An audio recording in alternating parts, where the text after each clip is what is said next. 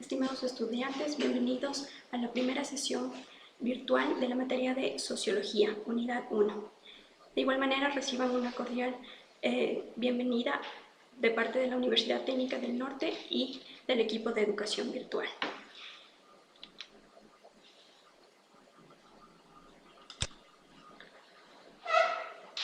La agenda para este día es acerca de 4 temáticas: la introducción, los tipos de sociedades, las revoluciones y transformaciones sociales y las sociedades del mundo moderno. Como primera parte vamos a hablar acerca de la introducción a la sociología. Pues hay que recalcar que la sociología es una ciencia social que estudia el comportamiento de los seres humanos, las relaciones, su interacción, el fenómeno de las organizaciones dentro de lo que es la sociedad humana. Como objeto de estudio en esta materia tenemos que es el ser humano, el individuo, que se va a analizar el comportamiento tanto de manera individual como de manera grupal en la sociedad. De igual manera, la caracterización de la sociología como ciencia, tenemos que recalcar que para que este tipo de investigación dentro de lo que es la sociología se debe aplicar un método científico, en donde nos menciona que es necesario la observación, el planteamiento, la consideración de los fenómenos y los hechos sociales, para de esa manera enfocarse y realizar un análisis y una síntesis de los fenómenos investigados. La sociología, de igual manera como ciencia, como principal objeto de estudio tiene al hombre. Dentro de eso, el campo de estudio está la sociedad, en donde se va a comprobar los hechos sociales con sus propios métodos, técnicas, en relación a la parte cualitativa o cuantitativa. Es decir, que es una ciencia social, el saber objetivo y racional de la realidad, para cumplir con las exigencias mínimas del empirismo, la teoría, el carácter crítico, la apertura y la neutralidad ética.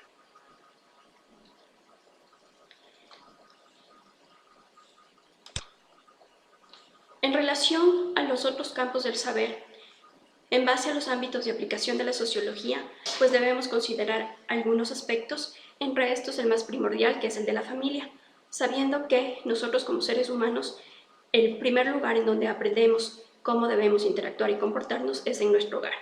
De ahí, esto irá cambiando de acuerdo en el lugar en donde nos encontremos, como por ejemplo, en el trabajo, en el lugar con amigos o a su vez en nuestra vida cotidiana.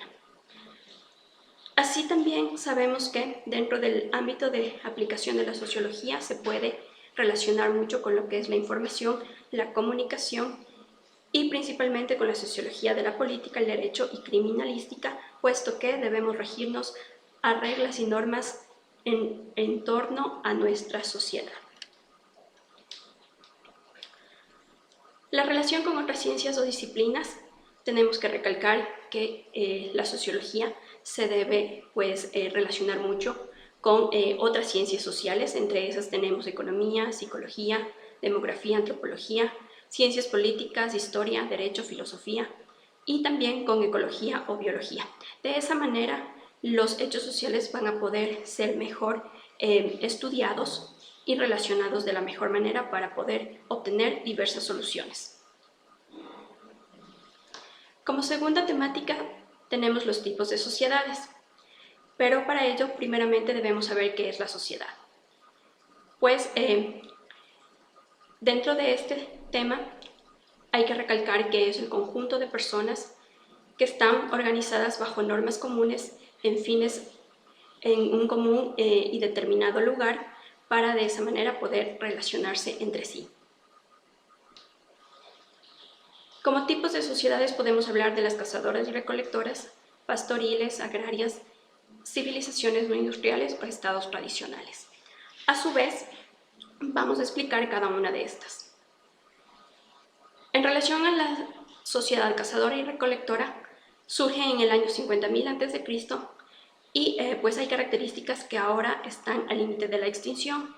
Como características indispensables debemos hablar que son sociedades pequeñas, poco conflictivas, no civilizadas y dedicadas a la supervivencia. También, dentro de esta sociedad se aplica un sistema político, como es que la persona más anciana es la persona que va a liderar este tipo de sociedad. A su vez también son politeístas y son individuos nómadas. En el tipo de sociedad pastoril surge desde el año 12.000 a.C. hasta la actualidad, aunque ya han ido perdiendo algunas características en su vida tradicional, ¿no? Se dedican a lo que es la crianza de animales, grupos pacíficos, una pequeña existencia de clasificación de organizaciones, son también poco conflictivos y también aplican el de que el anciano debe ser el más sabio y el que va a tomar las decisiones dentro de esta sociedad. En el tipo de sociedades agrarias surgen en el año 12.000 a.C. hasta la actualidad, en donde también hay características que se han ido perdiendo en lo que es la identidad diferenciada.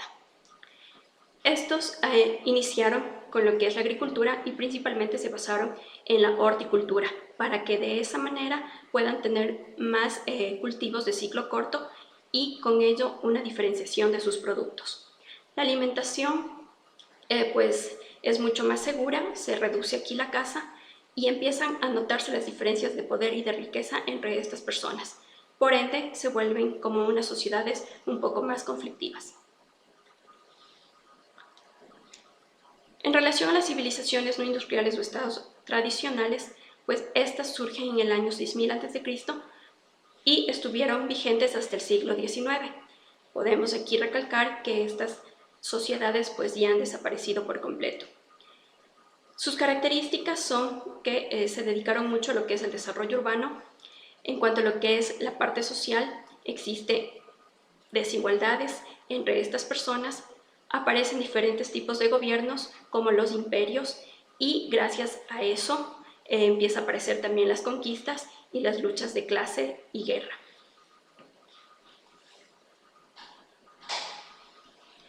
Como tercer tema tenemos las revoluciones y transformaciones sociales. Primero nos vamos a basar en lo que es la revolución industrial. Hay que recalcar que este es un proceso de extraordinario desarrollo y de una radical transformación en los aspectos económico, tecnológico, social, que contribuyó a lo que es la ciencia, a los medios de comunicación, de transporte, así como los usos, costumbres y las condiciones generales de la existencia humana. Se dio el inicio en Inglaterra en el año de 1760, para luego extenderse en el año de 1840 por Europa Occidental, Japón y Estados Unidos. Como causas para que se dé esta revolución industrial tenemos que pues, se basaban en un sistema político basado en monarquías absolutistas, es decir, que el rey tenía todo el poder y por ende pues, los subordinados estaban muy explotados frente a este tipo de decisiones. En ese hecho pues empieza a surgir un nuevo pensamiento por medio de John Locke, que son las monarquías parlamentarias, en donde se empezó a utilizarlas para poder aplicar la división de los poderes, tanto poder ejecutivo, legislativo y judicial, así como también las libertades individuales, el derecho, el respeto a la propiedad privada. Es ahí donde se empieza a originar las nuevas clases sociales, la más conocida, la burguesía capitalista, es decir, la clase alta. Por ende, se fue dando una revolución agrícola en los campos, en donde los campesinos empezaron a migrar a la parte urbana y a ellos se les fueron considerando como un proletariado urbano. Como consecuencias, podemos hablar de que existe una renovación tecnológica, también se aplicó menos costos de producción para una mayor ganancia y productividad, producir más en menos tiempo. Uno de los inventos más notables dentro de esta revolución es la máquina de vapor creada por James Watt, que se utilizó para realizar otro tipo de artefactos y equipos útiles en la época, así como también las mejoras en las vías de acceso y la creación del ferrocarril. Pero, sin embargo, seguía existiendo la explotación del proletariado, puesto que estos debían trabajar durante 14 a 16 horas sin ningún tipo de consentimiento ni tampoco tratar de tener algún tipo de consideración frente a esto. En la parte económica podemos hablar de que se originó el capitalismo, En lo político, la formación de gobiernos liberales y la creación de un nuevo mapa político a escala mundial. En lo tecnológico, unas nuevas fuentes de energía y producción en cadena. Y en lo social, existir el tipo de desigualdad social y unas duras condiciones de vida. Como segunda temática, dentro de las revoluciones, vamos a hablar acerca de la Revolución Rusa. Las causas que se dieron para que inicie este tipo de revolución fue que Rusia estaba gobernada por una monarquía autocrática ejercida por un zar, en este caso Nicolás II, que tenía todo el apoyo por la nobleza, el clero, el ejército, la burocracia y la policía militar. De ahí es donde se identifica en Rusia que existen dos clases sociales muy notorias, la cúpula poderosa, la clase alta, y los campesinos y obreros como clase baja. La clase media apenas existía. Este país se basó mucho en lo que es la agricultura, ya que la industria no tenía ningún tipo de desarrollo. En 1898 se creó el Partido Obrero Socialdemócrata de Rusia, que tenía pues una ideología en contra del zarismo. De esa manera se empiezan a conformar dos diferentes bandos en Londres en 1903, conocidos como los bolcheviques, que son los radicales liderados por Vladimir Ilich Ulyanov, más conocido como Lenin, y los mencheviques, liderados por Yuri Martov, también conocidos como los moderados. En cuanto a las consecuencias de esta revolución, podemos hablar de que existió una marcha pacífica, conocida como Domingo Sangriento, y la forma de resistencia de estos individuos siempre fue la huelga y las manifestaciones. A su vez, el zar Nicolás II creó una Duma estatal en donde surge el primer soviet, que es el grupo de campesinos, obreros y militares que estaban en contra del zarismo. También se intensificó el hambre y la pobreza por la economía de guerra, y a su vez el grupo de los mencheviques constituyó un gobierno provisional liderado por Kerensky como primer ministro. En ese caso, el zar, al verse sin apoyo, abdicó al trono. A su vez, el grupo de los bolcheviques no estuvo de acuerdo en poner a Kerensky en el poder. Es por ello que Lenin y Trotsky se unen y crean un comité militar revolucionario conocido como la Guardia Roja. Los bolcheviques toman el poder y este es presidido por Lenin. Es decir, que ahí se dio una guerra civil en Rusia entre lo que era el ejército rojo y el ejército blanco. Los soviets, es decir, los bolcheviques, proclaman la constitución de la República Soviética y con ello se crea un nuevo sistema político conocido como el comunismo. Lo que hace primero Lenin al estar en el poder es entregar las tierras a los campesinos y eliminar la propiedad privada. Es decir, que la Revolución Rusa es el comienzo de un nuevo orden social que debe ser implementado a nivel mundial en contra del sistema capitalista. Siguiendo con la temática, en base a lo que es la Guerra Fría, podemos mencionar de que en 1922 nace la Unión de Repúblicas Socialistas Soviéticas con su sistema político, el comunismo, pero en ese mismo entonces tenía un gran auge lo que es el capitalismo en Estados Unidos. Es por ello que empieza a existir el choque ideológico entre estos dos países. Por ejemplo, en Europa Central y la península balcánica se establecen las guerrillas comunistas, mientras que Estados Unidos ataca con una bomba nuclear a Hiroshima y Nagasaki. Todo ese tipo de acontecimientos causó que exista una rivalidad ideológica entre Estados Unidos capitalista y la URSS comunista. La Unión Soviética quería difundir su ideología comunista por todo el mundo. De esa manera, los dos países empezaron a adquirir armas atómicas. Hubo un gran rechazo entre los dos dirigentes de dichos países y Europa Occidental se utilizaba como base para los enfrentamientos. Como características podemos hablar de que existió la doctrina Kennan y la doctrina Truman, en donde Estados Unidos apoyaba económicamente a Europa Occidental para evitar que se convierta al sistema comunista. Así también, Reagan y Gorbachev, dirigentes tanto de Estados Unidos como de la URSS, firmaron un acuerdo en contra de las armas nucleares. Como consecuencias hablamos de que se acabó el comunismo y Estados Unidos se proclamó la única superpotencia y a su vez 15 repúblicas soviéticas lograron independizarse. Como fin del conflicto, hablamos de la caída del muro de Berlín en 1989 y la desaparición de la Unión Soviética y el bloque comunista en 1991. El cuarto tema es acerca de las sociedades del mundo moderno. Como primera sociedad tenemos las del primer mundo, que existen desde el siglo XVIII hasta la actualidad, en donde podemos mencionar que son países industrializados, que tienen gobiernos multipartidistas y parlamentarios, con un sistema capitalista y sistemas de mercado libre, de libre competencia. Las sociedades del segundo mundo se relacionan mucho en base a lo que es el sistema comunista. Estas aparecieron desde el siglo XX hasta los 90. Poseen una economía de planificación centralizada, son políticamente autoritarias y en la actualidad intentan un sistema libre de mercado, para de esa manera poder mantenerse en la sociedad.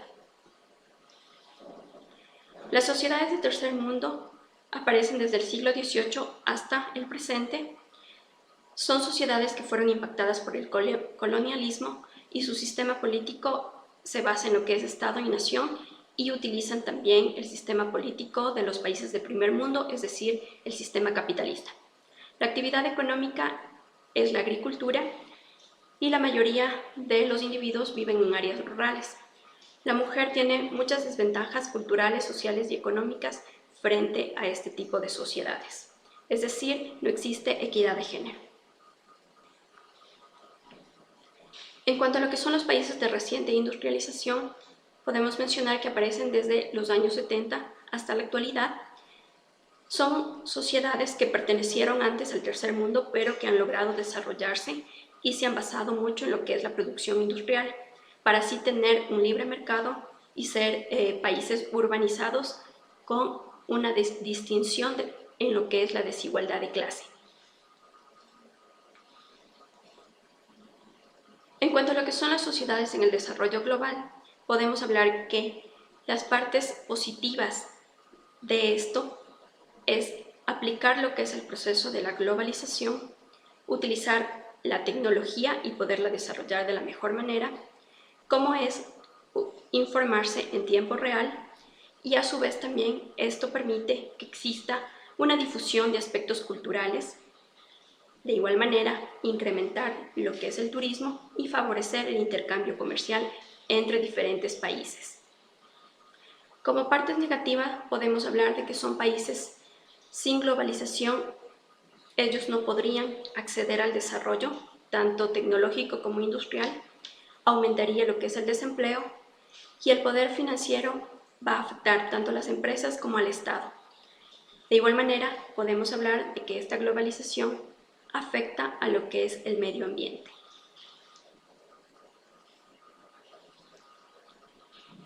Bueno, estimados estudiantes, podemos mencionar que no se olviden de utilizar los foros.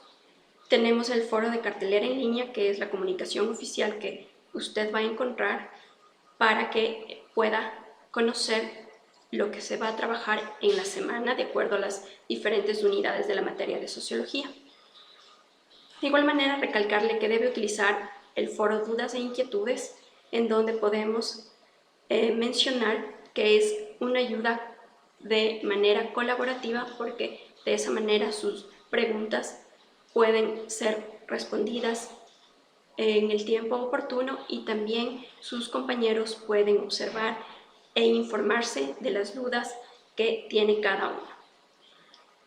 A su vez también no se olvide de utilizar el foro de cafetería virtual, que es el área social, para poder así desestresarse por un momento y acabarse con la parte rutinaria en cuanto a lo que es la parte académica.